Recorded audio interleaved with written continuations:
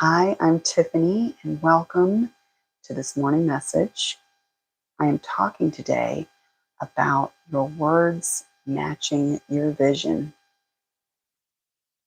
Psalm 139:16 says, "Your words have created me."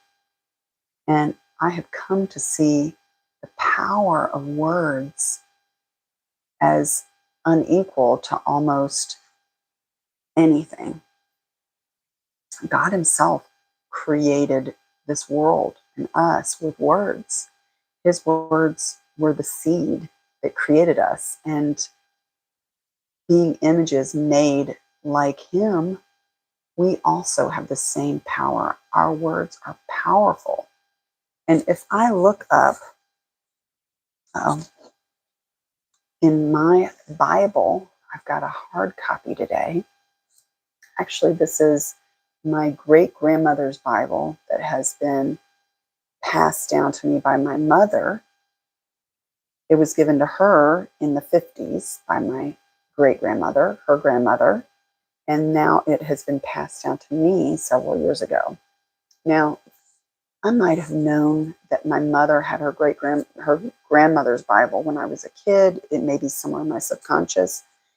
Of course, we have people that will try to explain strange coincidences, but as I have found, part of my spoken word, my prophetic word, has been in my expression of my arts practice.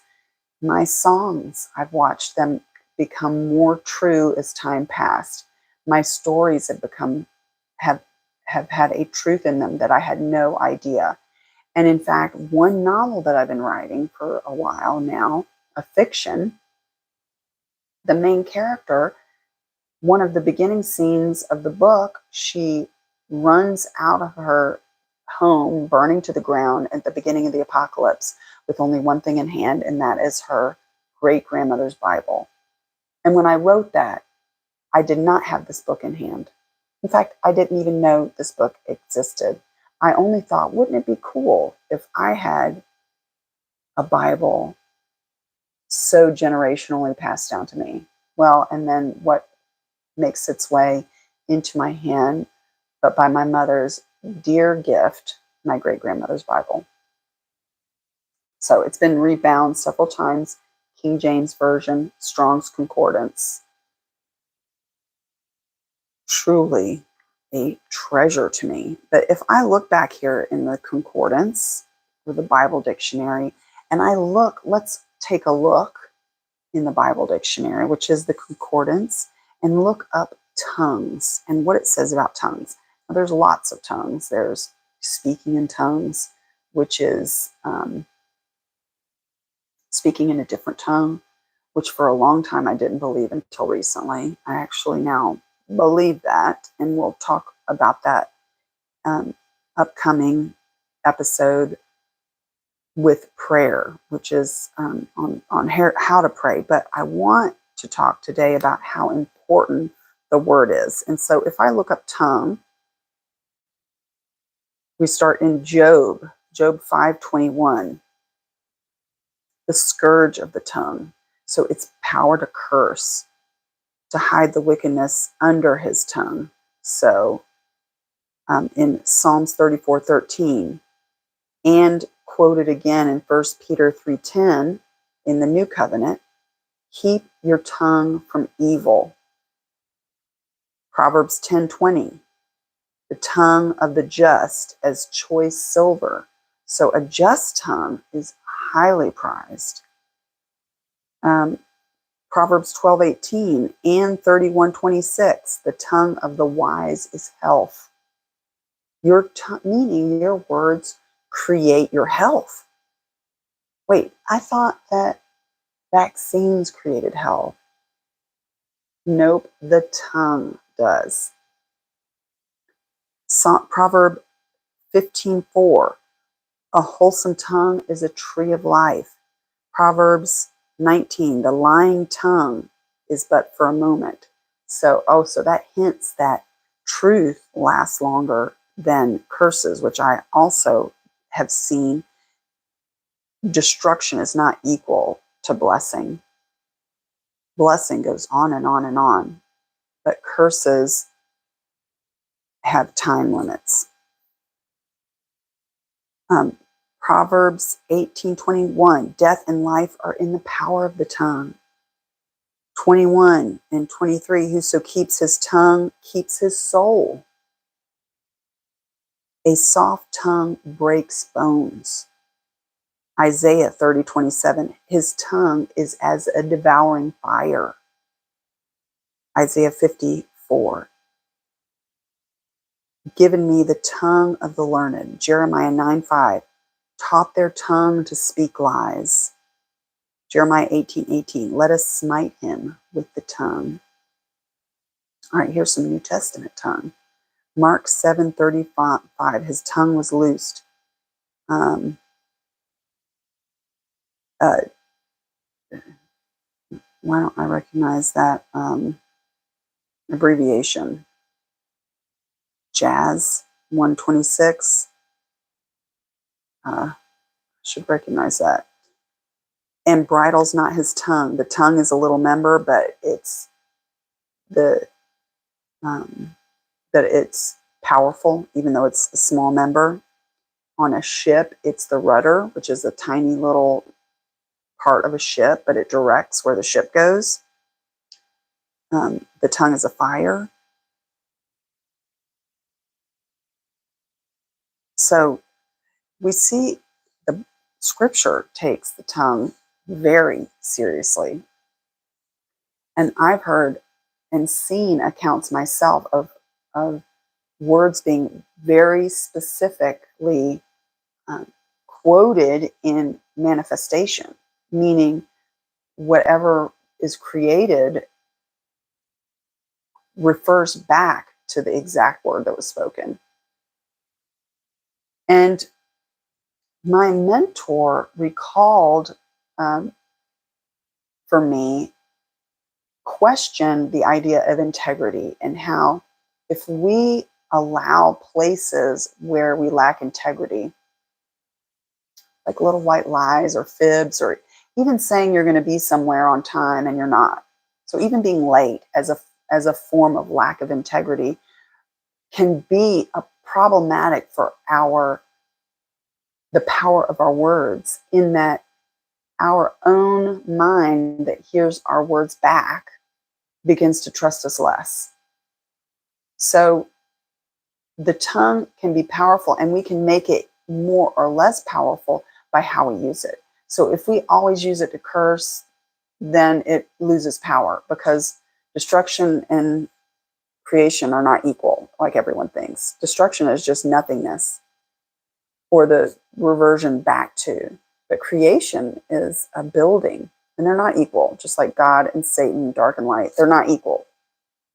So if you perpetually curse with your words, and cursing, in my perspective, can be whining, it can be constant negativity, it can be worry, anxiety expressed with your mouth.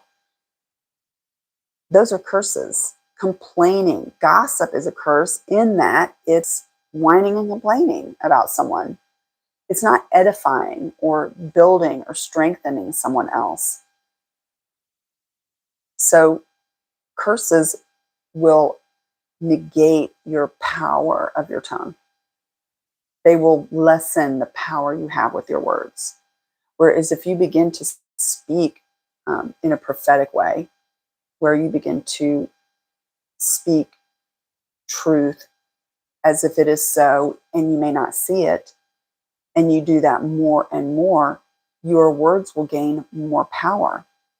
And I've talked often on this channel about how when I first started this process of saying it out loud, because for so long I just kept it in my mind. I meditated on it or thought thoughts, but I didn't speak them out loud. I was too afraid to speak them out loud. I thought them arrogant. What I wanted was arrogant.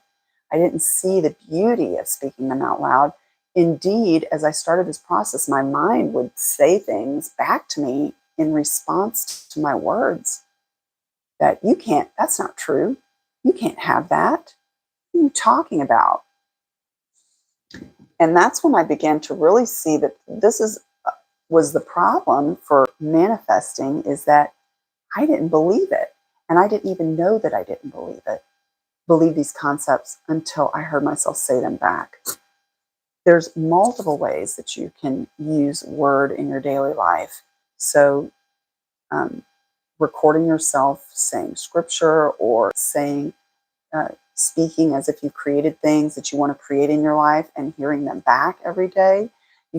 I love to start my days with specific scripture and words over myself of what I'm trying to create in my life: health, wealth, strong, protected children, my business, speaking into life, my business, and the message that I'm trying to impact others with, speaking life and health and blessing into my audience.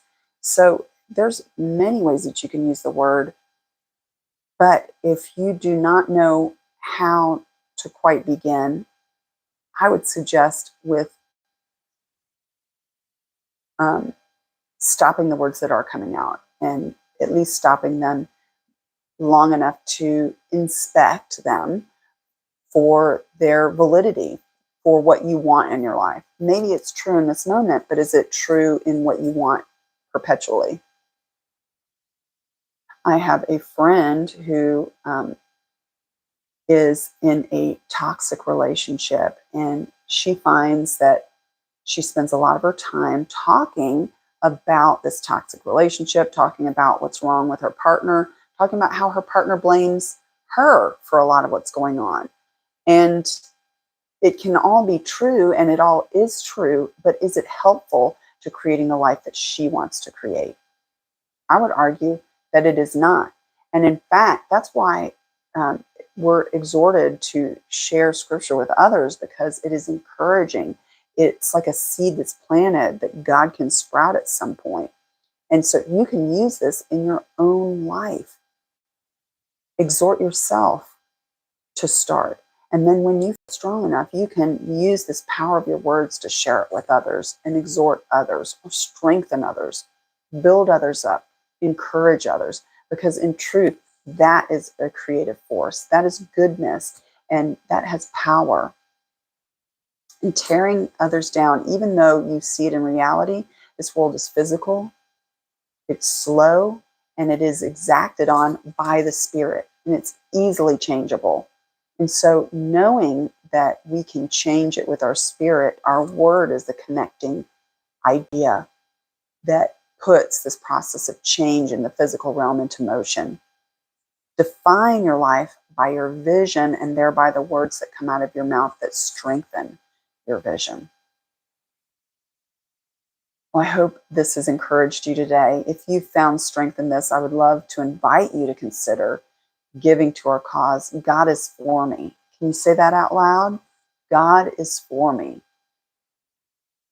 And help us to spread this message that is largely lost in mainstream religion. We want everyone to be lifted by our words. Thank you again. I look forward to seeing you tomorrow for another message.